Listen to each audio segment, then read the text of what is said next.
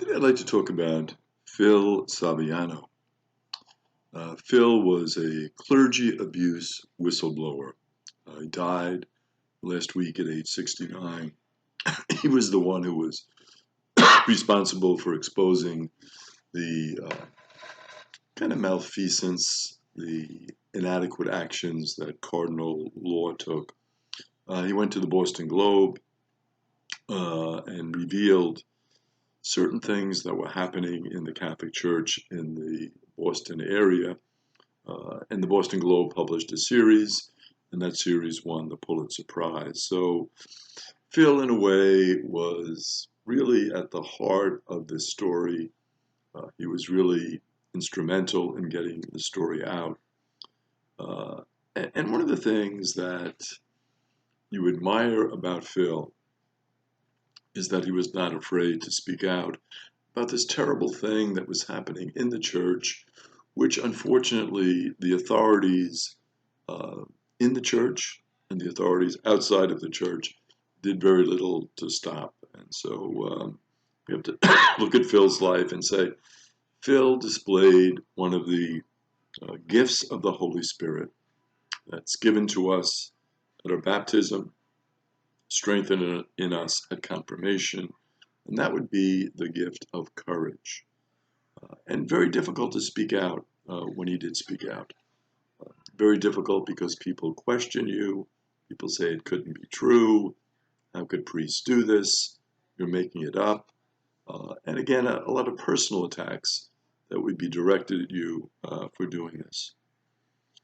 What happened to Phil that he was abused when he was going to confession? He was a parishioner at St. Denis Church in East Douglas, Massachusetts in the 1960s. And the priest who was assigned there was the Reverend David Holly. David forced him to perform sex acts as an 11-year-old. So you can just imagine this 11-year-old being formed as a person, being formed in his conscience, going through a lot of different emotions and having to be subjected to abuse from somebody he respected, an authority in the church. The horror of that, the terrible aspect of that, just an awful situation. Holly died in 2008 while serving a 275-year sentence for molesting 8 boys. So you can see what a horror it was. It wasn't just Phil whom he abused, but 7 others as well. That 7 others that, of course, came forward and that could be corroborated, but sometimes with these individuals, that is not, of course, the full number or the full picture, unfortunately. When he was young, like most young men at that time, Phil did not question priests. Priests were on a pedestal, priests were holy, priests were from of God. And of course, you didn't question the priests, you didn't question the police. Police, they were authorities, they were esteemed. One of the things that sometimes people say about society today is, we don't have as much respect for authority figures. We don't have much respect for our priests, for our police, for our teachers. I've heard teachers tell me that, they're paid more now and they have less respect, whereas 30, 40 years ago they were paid less, but they had a lot more respect. But I think the lack of respect for certain authority figures is because of situations like Phil went through. It is right to question these authority figures. It is right to point out when they have done wrong. It is right to point out when they abuse. And so they should be questioned. Questions should be asked, just as questions should be asked of the police, certainly in a respectful way, in a way that respects their dignity, their humanity. But when certain authority figures are doing things that are inappropriate, when they're crossing boundaries, they definitely should be questioned and challenged and held accountable. And Phil was, I think, a great example of that. Phil describes himself as a recovering Catholic.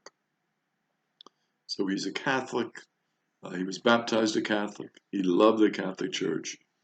But because of the abuse that he experienced, and because of the lack of response from the authorities, who in many cases did absolutely nothing but transfer priests to another assignment and protect priests and not prosecute these priests who were guilty of horrible acts, this has an effect, obviously, on people. And it certainly had an effect on Phil, and he is what we would call a recovering Catholic. He still is a Catholic, loves his faith, but he had a terrible experience in the church. So he is a recovering Catholic. And I think that would describe many people today who are so upset at the abuse in the church that they are cautious now. They are recovering Catholics. They're trying to recover their faith. They're trying to recover their trust in Jesus and the church authorities.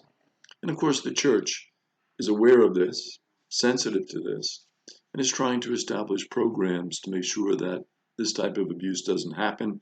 Or when it does happen, unfortunately, because there are a certain percentage of the population that have these illnesses, and it's impossible to totally screen them as much as we try to screen them out of certain professions where they'll have contact with young people. That when they are found to be guilty or when there is a credible accusation, it is pursued, it is given to police authorities, law authorities, psychologists, social workers to explore and to evaluate to see whether there is credibility there. And if there is, then they should obviously be prosecuted and not put in that position where they're going to be near young people again. Phil established the New England chapter of what's called the Survivors Network of Those Abused by Priests, or SNAP, a very good organization which really has held many people accountable, but not only that, has given support, love, community to those who have been abused by priests. So necessary, so important that they don't feel alone, that they feel listened to and helped by others who have similar experience under the guidance of those who are trained professionals who can give them the help and support, the counseling that they need. And it's very important in this area that those who are abused get help as quickly as possible. Extremely important. For many of those in SNAP, their faith in the church was shattered, so it becomes a faith question. And for many who heard about it, their faith was certainly shattered and shaken. Mike Renzdez from the Globe says Phil was an essential source, and he describes Phil as brave, compassionate, and savvy. So Phil did a tremendous service actually to the church by reporting, by following up on the abuse he experienced. He took action so that the church would be a better church, a more responsive church, a more caring and loving church, and a church more faithful to the message of Jesus. Phil earned degrees in zoology and communications. He worked in hospital public relations. And then he shifted to entertainment, publicity, and concert promotions. Worked closely with Judy Collins, who became a lifelong friend. In 1991, 1991 rather, he became seriously ill with AIDS. In 1992, he went public with his abuse. He has spent time counseling victims, but became a critic of the Vatican for not dealing with the scandal. In 2008, Pope Benedict XVI, he was criticized when he came to America because he didn't visit Boston. He wanted also the names of abusing clerics released. So we can learn many lessons from Phil. Certainly the importance of his courage, the importance of the role of the laity, the importance of truth-telling, the importance of a sacrament versus a sacrilege, as he was experiencing confession, going to experience a sacrament. What he actually experienced, of course, was a sacrilege, an abuse of the sacrament. The role of the media, the important role of the media in publicizing this, getting the word out. The role of faith. What is true faith? Who is the person of faith here? Certainly it was Phil.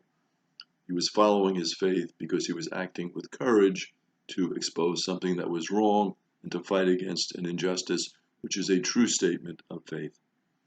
And then finally, the role of the Vatican. The Vatican really has a role in terms of overseeing this, in terms of making sure this doesn't happen, and setting a good example, particularly to those who have been abused, that they get the help that they need. So in Phil's passing, what we certainly want to say is to thank God for Phil, to thank God for his life, and to thank God for his example of courage.